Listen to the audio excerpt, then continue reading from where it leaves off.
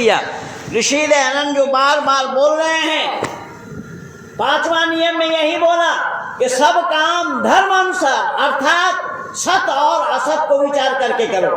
अब धर्म वहां पर जोड़ दिया कि जिस काम को हम और आप करने जा रहे हैं वो काम धर्म अनुसार है या नहीं, इस पर विचार करना होगा। जब विचार करके हम पाएंगे हाँ ये धर्मानुसार है, तो उस काम को अंजाम देना है, उससे पहले वो काम नहीं करना। अब ऋषि दयानंद कितना आसान रास्ता दिया है, देखिएगा कितना सहज उपाय बताया है हर बुराई से बचने के लिए, कितना मानव समाज पर उपकार किया है ऋषिवाद देव दयानंद ने।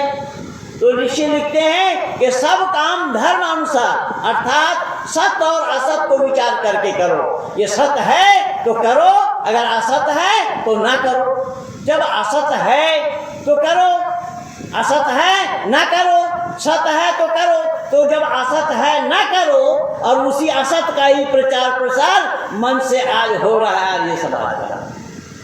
जो नहीं करना है उसी काम को किया जा रहा है, उसी काम को कराया जा रहा है। तो ऋषि दयानंद के मंशा की पूर्ति हो रही है, ऋषि दयानंद के मंतव्यों को आप अंजाम दे रहे हैं या उसके विपरीत आचरण हो रहा है। 6वां नियम में ऋषि दयानंद लिखते हैं, संसार का उपकार करना इस समाज का मुख्य उद्देश्य है।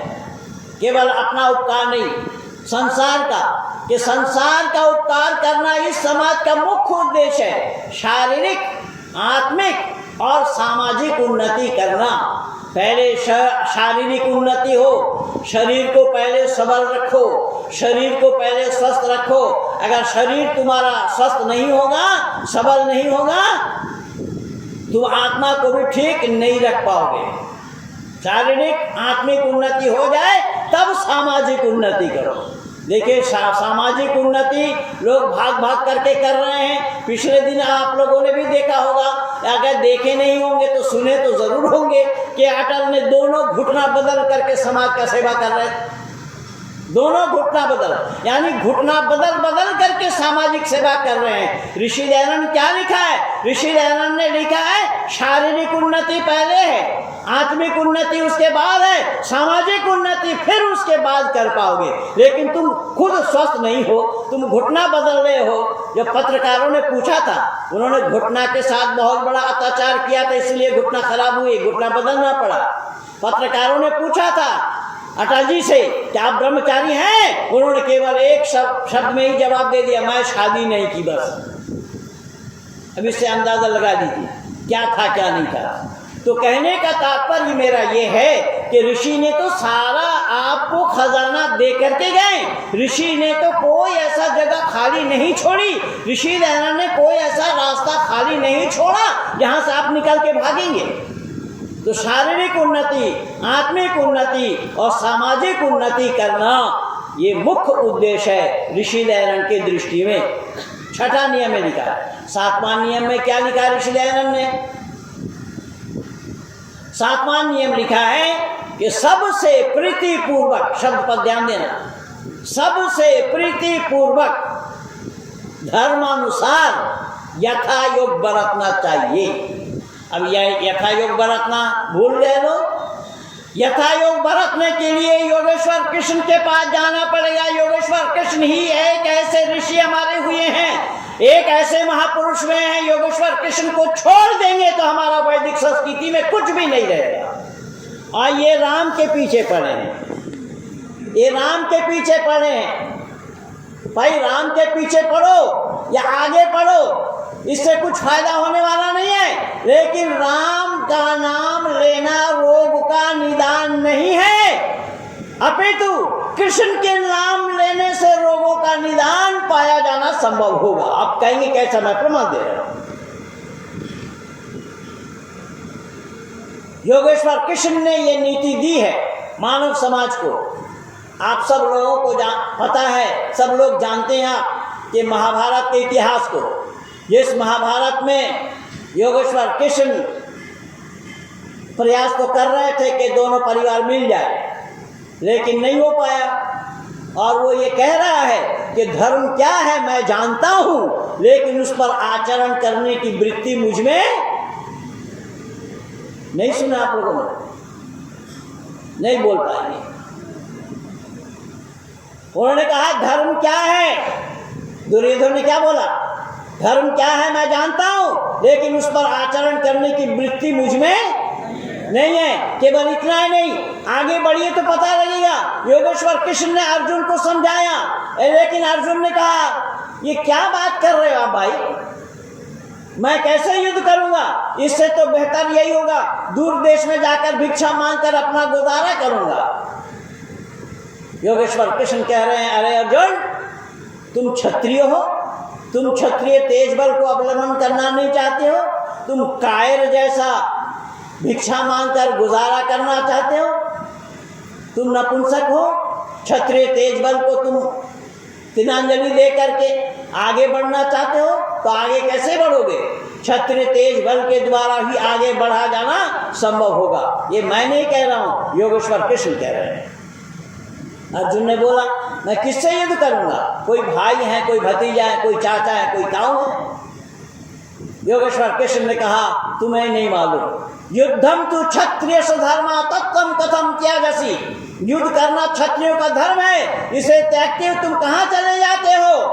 अर्जुन ने कहा एतान बंधवान बिना विजयन राज्येन च किं सुखम भविष्यति। इन बांधवों को छोड़कर, राज को छोड़कर अगर मैं युद्ध करूंगा तो क्या मैं सुख प्राप्त कर सकता हूँ? योगेश्वर कृष्ण कह रहे हैं तुम न अवगच्छसि इमे पापः इमे दंडनीयः बद एव, कि तुम नहीं जानते हो ये पापी हैं, दुष्ट हैं, वध करने योग्य है। किन के लिए बोला? पूछ रहा हूं आप लोगों से, किन के लिए बोला योगेश्वर कृष्ण ने? इतने लोग बैठे, मैं नहीं समझ पाया यार, मैं शमशान में बोल रहा हूं, कहाँ बोल रहा हूं? योगेश्वर कृष्ण ने ये जवाब दिया अर्जुन को, समझाया, जवाब नहीं समझाया कि तुम नहीं जानते हो ये पापी हैं, दुष्ट हैं, वध करने योग्य हैं। आज अगर इसी नीति को हर राज्य में हर राष्ट्र अध्यक्ष अगर इसी तरीके से अपना ले तो कहीं पर कोई दुविधा नहीं है। मैंने इसलिए बोला कि ये उपदेश योगेश्वर कृष्ण से ही लेना पड़ेगा। तो अर्जुन ने क्या बोला? इमे मृत्यु तो गमिष्यन्ति महत् पापम भविष्यति। मेरे युद्ध करने से अगर ये मर जाएंगे तो इससे बढ़ करके कोई पाप नहीं लगेगा।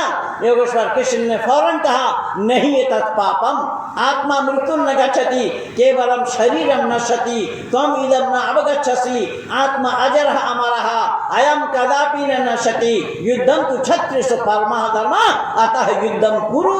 ये रहे हमारे वैदिक संस्कृति के गुरु। राम से बात अलग शिक्षा मिली हमें। राम जैसे दयालु, दया देखना हो राम को देखिए, भाई भाई का प्रेम प्यार देखना हो, भाई भाई का प्रेम देखना हो राम को देखिए, पति पत्नी का प्रेम देखना हो राम को देखिए। लेकिन योगेश्वर कृष्ण जी दे रहे हैं राष्ट्रीयता के लिए, राष्ट्र के लिए, कि राष्ट्र को समृद्धशाली बनाने के लिए दुष्टों को दंड देना अवश्यंभावी है। अगर आप दुष्टों को दंड नहीं देंगे तो आप राजपाट की रक्षा नहीं कर पाएंगे। तो 7वां नियम में ऋषि दयानंद वही लिख रहे हैं,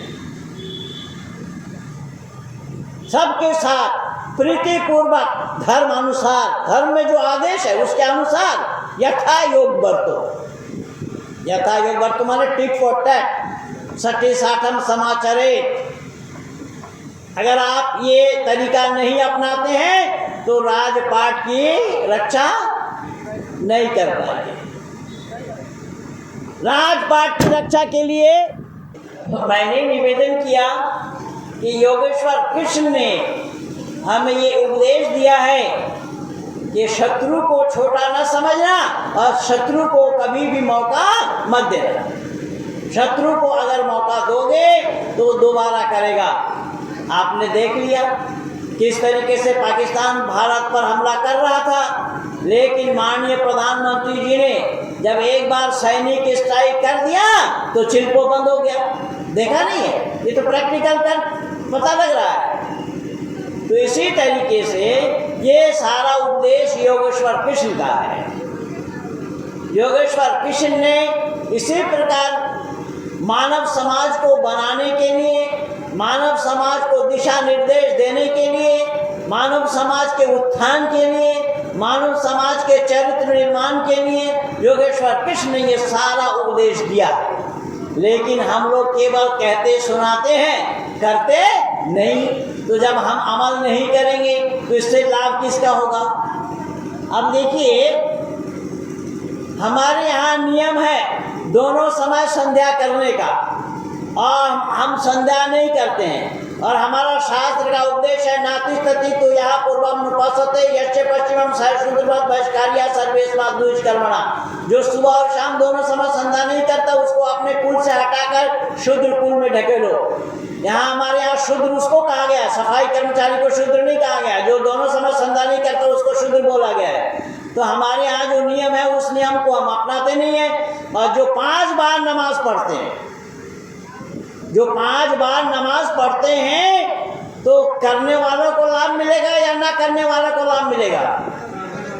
लेकिन याद रखिएगा, 5 बार कोई पढ़े या 50 बार पढ़े, उससे परमात्मा का दर्शन होना संभव नहीं है, परमात्मा का सानिध्य प्राप्त करना संभव नहीं है। इन्होंने नमाज को बोला अस्सलातु मेराजुल मोमिनीन। नमाज क्या है कि मोमिनों के लिए मेराज है। जैसा हजरत मोहम्मद साहब ने अल्लाह के साथ दीदार किया था, मेराज को गए थे, ऐसा ही मोमिन नमाज पढ़ते हैं तो ऐसा ही है। लेकिन नमाज में आपको याद रखना चाहिए कि ध्यान अल्लाह की तरफ जा नहीं पाएगा। नमाज में उसी उठा बैठी में ही आपका ध्यान लगा रहेगा। मैं एक्टिंग करके भी दिखा सकता हूँ, लेकिन समय बहुत कम है, मैं केवल इशारा कर रहा हूँ कि उठा बैठी में ही आपका ध्यान लगा रहेगा। ध्यान परमात्मा के तरफ जाना संभव नहीं है। और हमारे यहाँ पर योगियों ने, हमारे महापुरुषों ने, हमारे आचार्यों ने उपदेश क्या दिया? पातंजलि ऋषि लिख रहे हैं, ध्यानम निर्विषय मनः।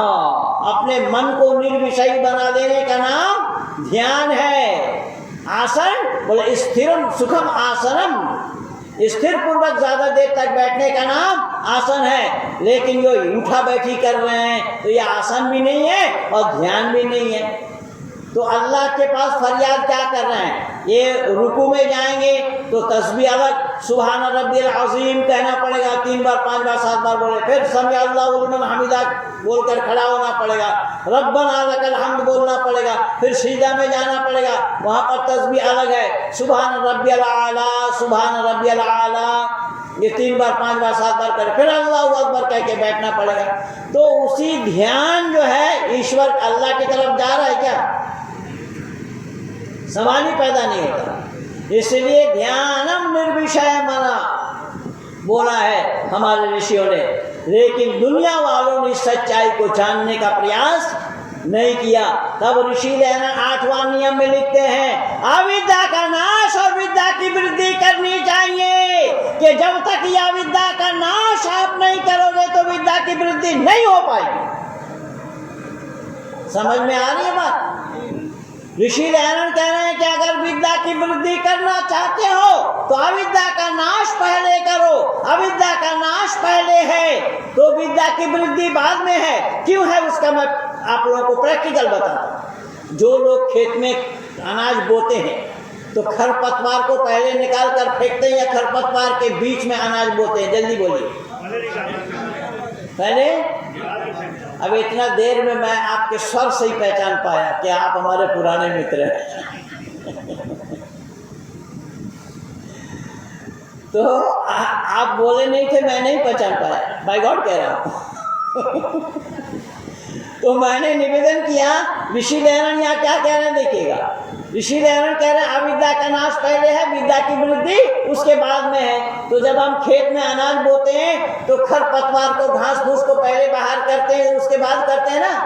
तो खरपतवार वहाँ घास फूस बोया था? कोई घास फूस बोया नहीं था, अपने आप ही उत्पन्न हुआ, अपने आप ही जन्मा। क्योंकि बुराई अपने आप पैदा होता है। बुराई को पैदा करने के लिए किसी की आवश्यकता नहीं होती, लेकिन अच्छाई पैदा करनी पड़ती है। अच्छाई पैदा करनी पड़ती है। अच्छाई पैदा किए बिना अपने आप आना संभव नहीं है। इसीलिए ऋषि लेना लिख रहे हैं, अविद्या का नाश पहले करो अगर तुम विद्या की वृद्धि चाहते हो तो विद्या की वृद्धि के लिए अविद्या अविद्या का नाश पहले है, तभी विद्या की वृद्धि हो पाएगी। उससे पहले तुम विद्या की वृद्धि नहीं कर पाओगे। ऋषि दयानंद का एक नियम से लेकर के यहाँ तक देखते आइए, हर एक नियम के अंदर में ऋषि दयानंद ने वो भाव दिया है, वो भाव भरा है जिससे हम बोलकर, कहकर, सुनाकर समाप्त नहीं कर सकते।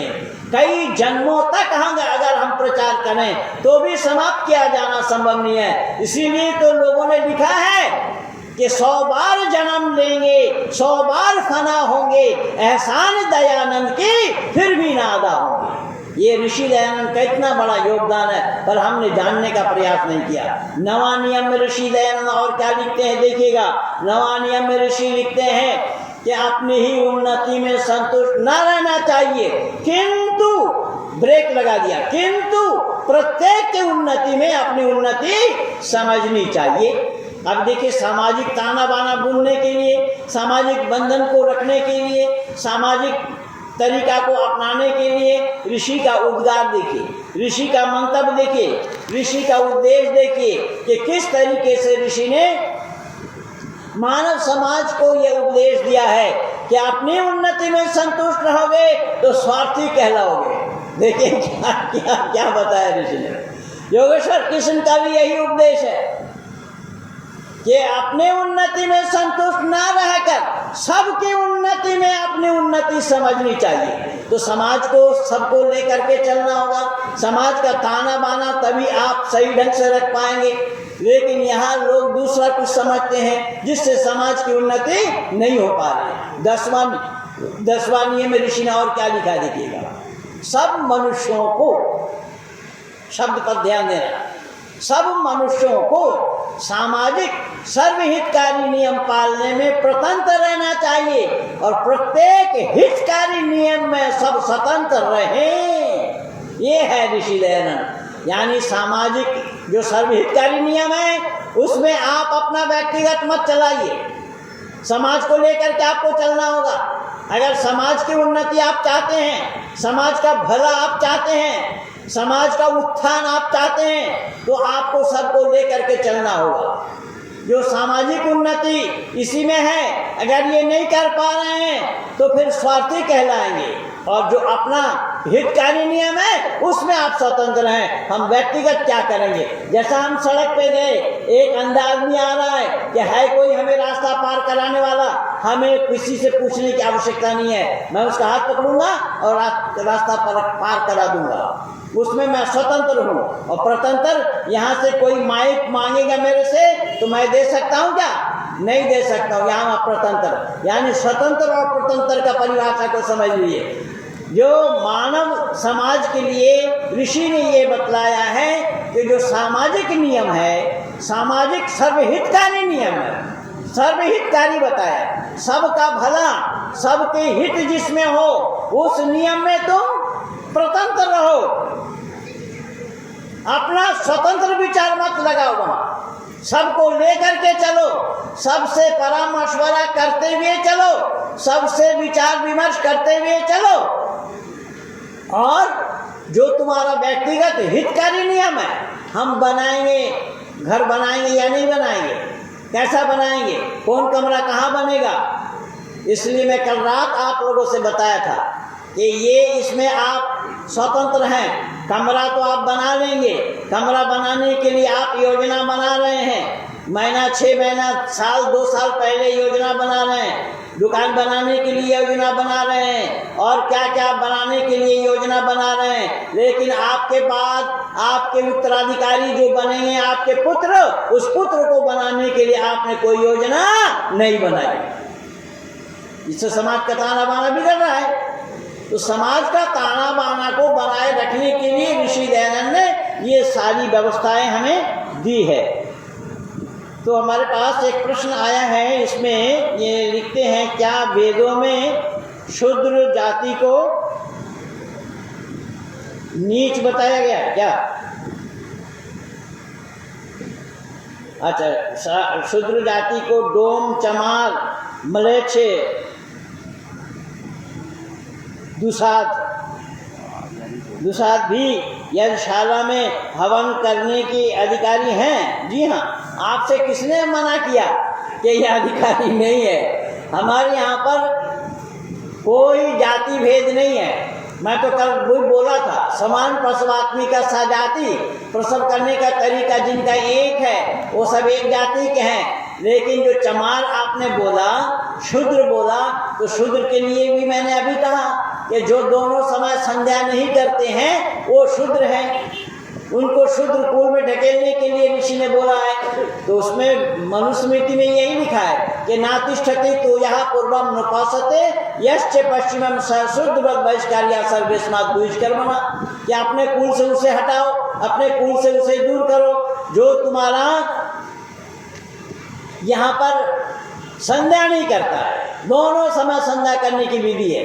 जो दोनों समय संध्या नहीं करता उसको अपने कुल से हटाकर शूद्र कुल में ढकेलो। हमारे यहाँ पर ना कोई चमार है, ना कोई भंगी है, और ना कोई दुसाध है, ना कोई कुछ और है। दुसाध हो तो स्वाद तो स्वाद ही है, वो चिक करके देखने पर ही पता लगेगा कि क्या स्वाद है। ऐसा ये तरीका हमारा नहीं है, ये वैदिक तरीका नहीं है, ये परंपरा हमारा नहीं है। ऋषि ने इन सब से हमें रोका है। सबको यज्ञ करने का अधिकार है, सब यज्ञशाला में बैठते हैं, सब यज्ञशाला में बैठना चाहिए सबको, सब मिल करके आहुति देना चाहिए। इसीलिए यज्ञ में तो देव पूजा, संगतिकरण और दान बताया गया। संगतिकरण इसी का ही नाम है। संगतिकरण साथ मिल करके मंत्र का उच्चारण करना, साथ मिल करके आहुति देना, साथ मिल करके बैठना, यही तो है। और हमारा एक दो नहीं, संगचदन संबदन संभो मनांसि जानताम देवा भागम यथा पूर्वे संजानाना उपासते। वो तो 5 मंत्र यहाँ पर है जो ऋषि ने वेद से ढूंढ करके निकाल करके हमें दिया है कि हो समान विचार सबके, चित्त मन सब एक हो, ज्ञान देता हूँ बराबर, भोग पा सब नेक हो। परमपिता परमात्मा ने ज्ञान देने के लिए किसी के साथ भेदभाव नहीं किया। ज्ञान देता हूँ बराबर शब्द आया है। तो जब वो परमपिता परमात्मा का ज्ञान सबके लिए है, बराबर है, सबके लिए समान है, यहाँ पर ऊंच नीच छोटा बड़ा का कोई सवाल पैदा नहीं होता। तो ये जो छोटा सा वक्तव्य था मेरा, मैं ठीक समय के अंतर्गत चाहूँगा कि 5 बजे तक मेरा समय था। 5 बजने जा रहा है, 5 बजने जा नहीं रहा है, बल्कि 2 मिनट आगे हो गया 5 बजकर। तो 2 मिनट समय मैं आप लोगों का लिया हूँ, अतिरिक्त 2 मिनट समय मैं आप लोगों का लिया हूँ, लेकिन मैं अपना भी दिया हूँ। इसका मतलब खेल ड्रॉ चल रहा है। यहीं तक ही मैं समाप्त करूँगा। आगे बातें रात्रि वाली सत्र एक ही बचा है। और मैं आप लोगों के बीच में ये बताना चाहूँगा कि हमारे इस कार्यक्रम में एक व्यक्ति को मैंने देखा कि वाकई में अगर वो ना हुए होते, वो यहाँ ना रहते होते, तो शायद ये कार्यक्रम हमारा सफल नहीं होता। भाई सोनेलाल जी जिनका नाम है, मैं देख रहा हूँ सुबह उठते ही, जैसा हम लोग सुबह उठते हैं सुबह 7 बजे, उसी 7 बजे उठते नहीं, हम लोग उठ तो जाते हैं 5 बजे, तैयार होकर के आ जाते हैं यहाँ पर। उस समय से हम देखते रहते हैं कि भागा दौड़ी हमारे खान पान से लेकर के कोई भी ज़रूरत की चीज़ों को अंजाम देने के लिए जिस तरीके से वो भागा दौड़ी करते हैं, मैं उनकी तारीफ़ या उनका प्रशंसा करके मैं समाप्त नहीं कर सकता हूँ। यह आंखों देखा हाल मैं बता रहा हूँ। और भी कार्यकर्ता हैं, लेकिन और भी कार्यकर्ता लगे हुए हैं, सब अपने अपने काम में लगे हुए हैं, सब ने अपना काम को अंजाम दिया है, दे रहे हैं। इसीलिए सभी कार्यकर्ताओं का मैं शुक्रगुजार हूँ, सभी कार्यकर्ता का मैं आभार व्यक्त करता हूँ कि सब ने मिल करके योजनाबद्ध तरीके से योजना बनाते हुए इस काम को अंजाम देने का प्रयास किया है। ये ऋषि मिशन का प्रचार है।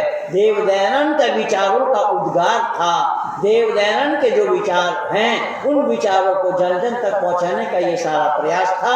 तो हमारे अधिकारी लोग लगे हुए हैं, आप लोगों का भी सहयोग उन अधिकारियों को मिलना चाहिए। इन्हीं शब्दों के साथ अपने वाणी को विराम दे रहा हूँ। तो ये सत्य सनातन वैदिक धर्म की जय। ओम देव शांतिरंतरिक्षम।